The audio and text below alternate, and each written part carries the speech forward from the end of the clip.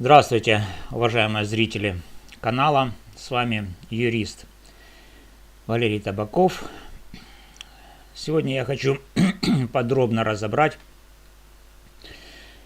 в рамках разбора одного из самых противоречивых и символичных дел современной Украины, дело Вячеслава Зинченко, обвиняем в убийстве Фарион. Речь пойдет о фактах, противоречиях, исторических параллелях и о том, что это дело говорит о глубинных трещинах в украинском обществе. Разговор будет серьезным.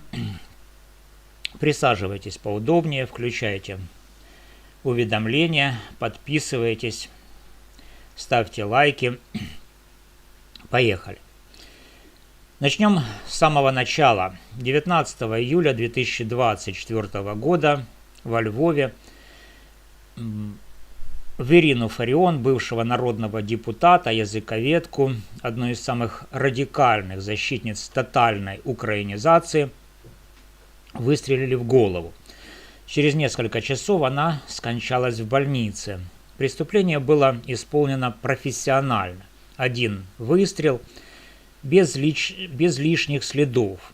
Камеры видеонаблюдения частично не работали. Следствие быстро вышло на 18-летнего на момент задержания Вячеслава Зинченко из Днепра. Его задержали 25 июля в Днепре, и с тех пор он находится под стражей. Уже почти 2 года.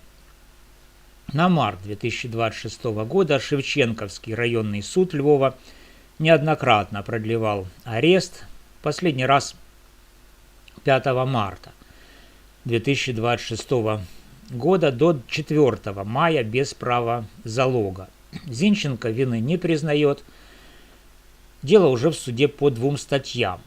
Часть 2 статьи 115 Уголовного кодекса Украины «Умышленное убийство по мотивам национальной нетерпимости в связи с выполнением общественного долга» и часть 1 статьи 263 «Незаконное обращение с оружием». Грозит пожизненное.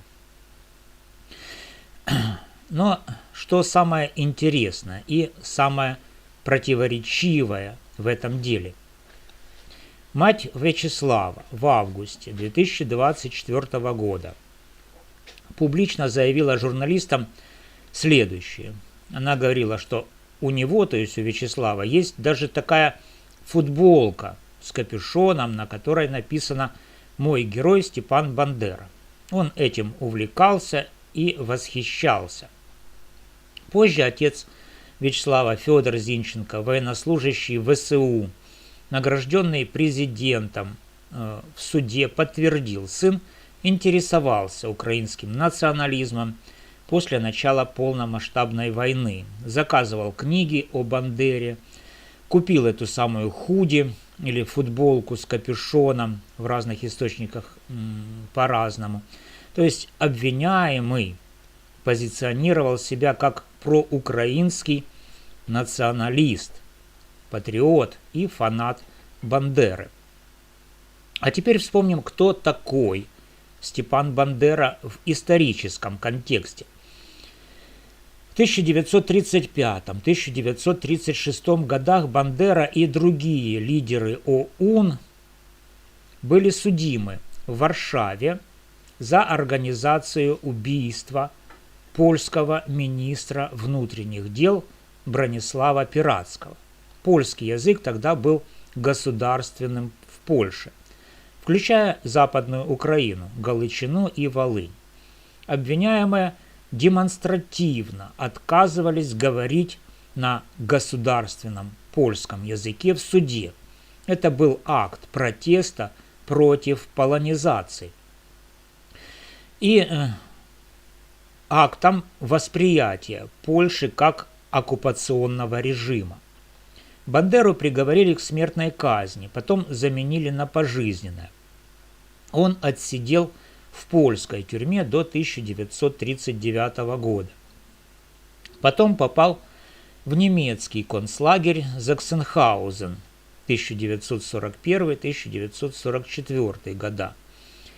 А в 1959 был убит агентом КГБ в Мюнхене. Но вот и какая ирония, которую многие, надеюсь, заметили. Парень, который носил одежду с надписью «Мой герой Степан Бандера», обвиняется в убийстве женщины, которая была, пожалуй, самым последовательным и жестким продолжателем идей языковой и культурной дерусификации в современной Украине.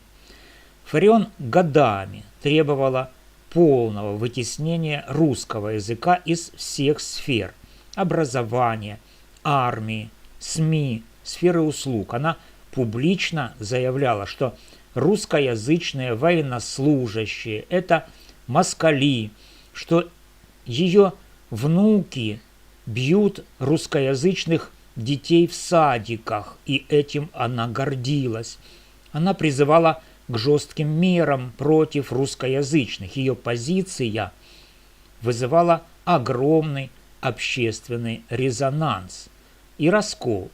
Для одних она героиня борьбы за язык, для других человек, который сеет ненависть и разделяет общество во время войны.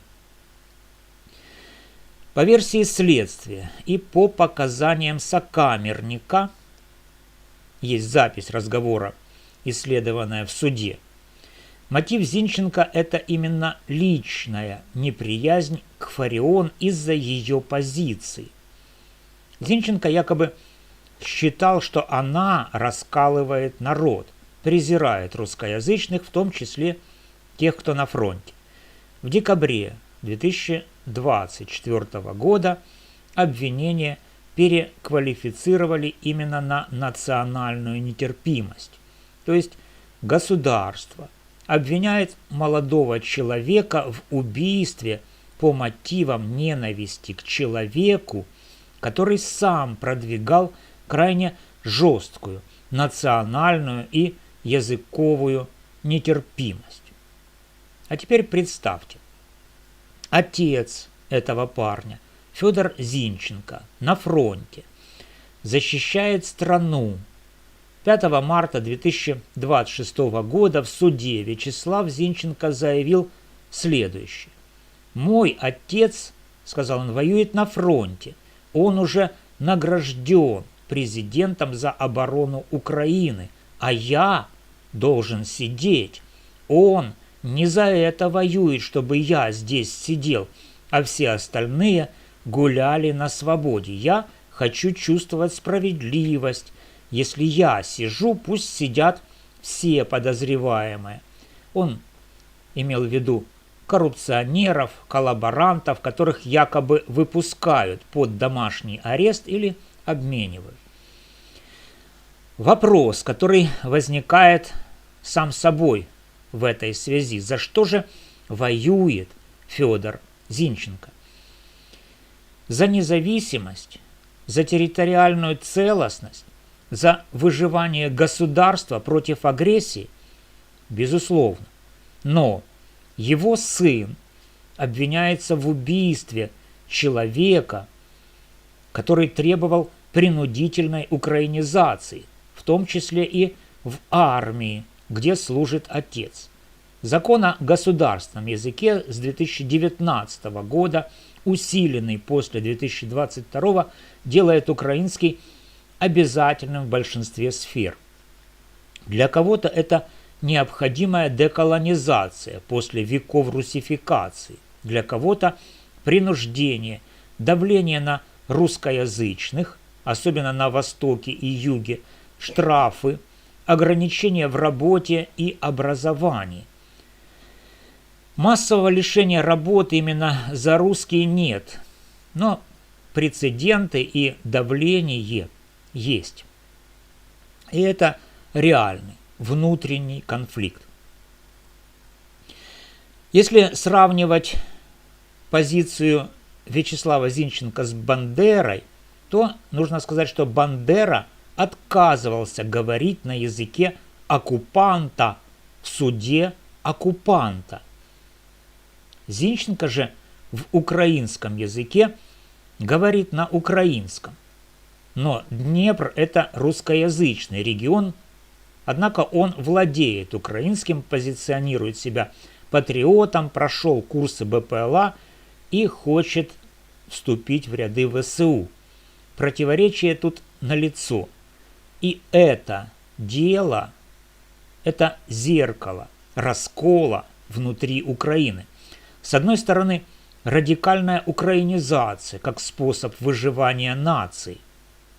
Ну, правильный или неправильный – это другой момент. А с другой стороны вопрос, а не становится ли она, эта радикальная украинизация, инструментом новой нетерпимости?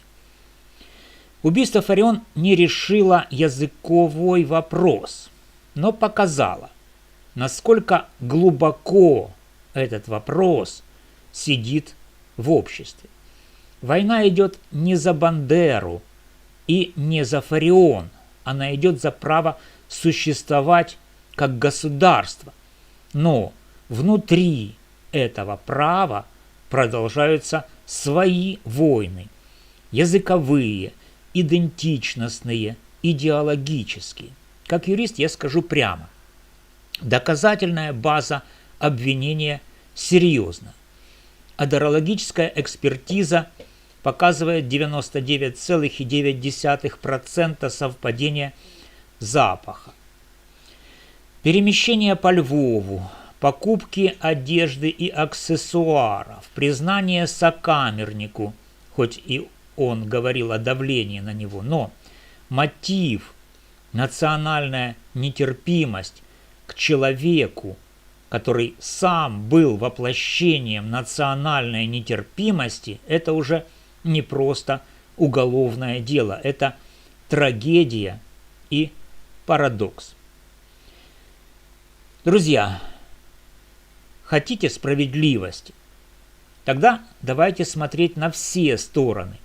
Не приписывайте всем бойцам на фронте одну цель – бандеризацию или фарианизацию. Не приписывайте и обратное. Каждый воюет за свое, за дом, за семью, за язык, за свободу. А такие дела, как это, напоминают, пока мы воюем снаружи, внутри остаются раны, которые не заживают. Спасибо всем, кто дослушал до конца. Ставьте лайк, если считаете, что такие темы нужно обсуждать открыто.